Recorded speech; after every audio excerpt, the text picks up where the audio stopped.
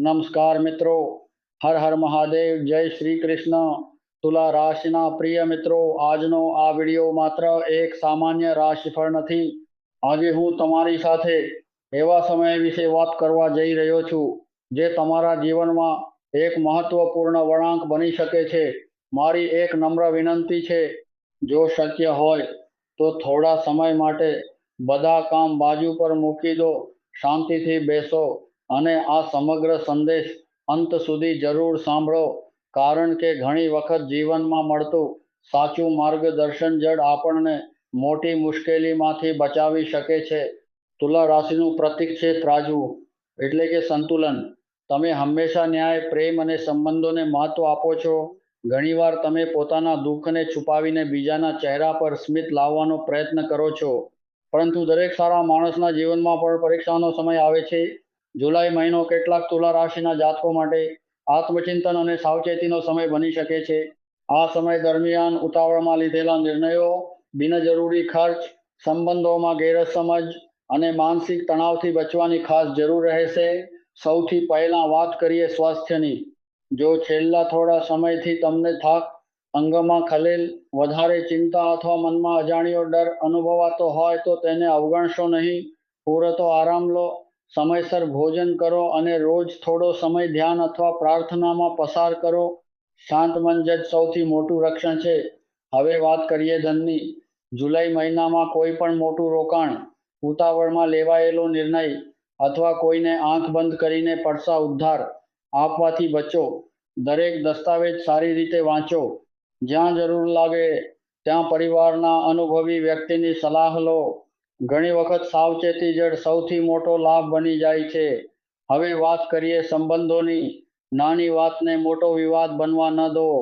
જો કોઈ વ્યક્તિ ગુસ્સા હોય તો તે સમયે જવાબ આપવાને બદલે થોડો સમય શાંત રહો। તમારી મીઠી વાણી ઘણા મોટા ઝઘડાને જન્મતા પહેલા જ સમાપ્ત કરી શકે છે।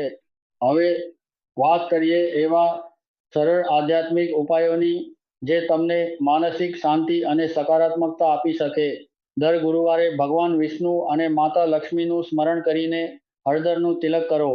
ઘરના મુખ્ય દરવાજા પાસે સ્વસ્તિક બનાવો અને ઘરમાં સુખ શાંતિ માટે પ્રાર્થના કરો।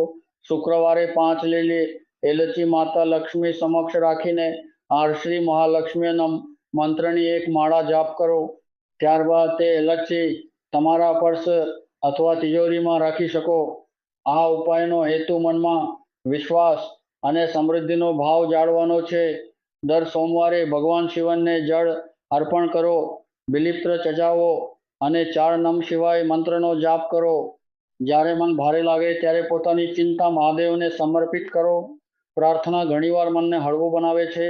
મંગળવાર અથવા શનિવારે હનુમાનજીના દર્શન કરો, હનુમાન ચાલીસાનો પાઠ કરો અને પોતાના જીવનમાંથી ભય, નકારાત્મકતા અને નિરાશા દૂર કરવાની પ્રાર્થના કરો। આ આખા મહિનામાં 5 વાતો ખાસ યાદ રાખજો। પ્રથમ, ગુસ્સા પર નિયંત્રણ રાખો। બીજું, કોઈને અપમાનિત ન કરો। ત્રીજું, ઉધાર આપતા પહેલા 10 વખત વિચાર કરો। ચોથું, માતા પિતા અને વડીલોના આશીર્વાદ લેતા રહો। પાંચમું, દરરોજ ઓછામાં ઓછા 5 મિનિટ ભગવાનના નામનું સ્મરણ કરો। મિત્રો, જીવનમાં આવતી દરેક મુશ્કેલી આપણને કંઈક શીખવવા માટે આવે છે। ખરાબ સમય હંમેશા માટે રહેતો નથી। ધીરજ, સારા કર્મ અને ભગવાન પર વિશ્વાસ રાખનાર વ્યક્તિ અંતે જરૂર સફળ થાય છે।